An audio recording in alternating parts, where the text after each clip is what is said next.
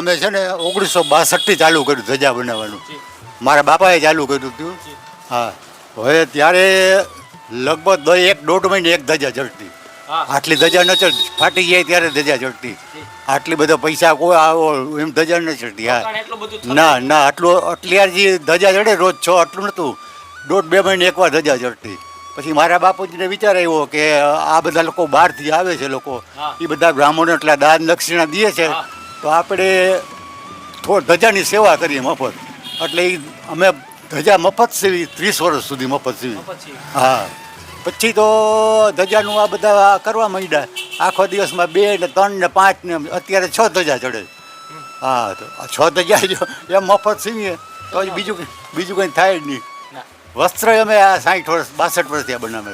મંદિર તરફથી નહીં, એ પેટર્ન ફિક્સ જ હોય, માપ ફિક્સ હોય. જે એમ્બ્રોઇડરી કરવાની જે હોય ને સુરતમાં,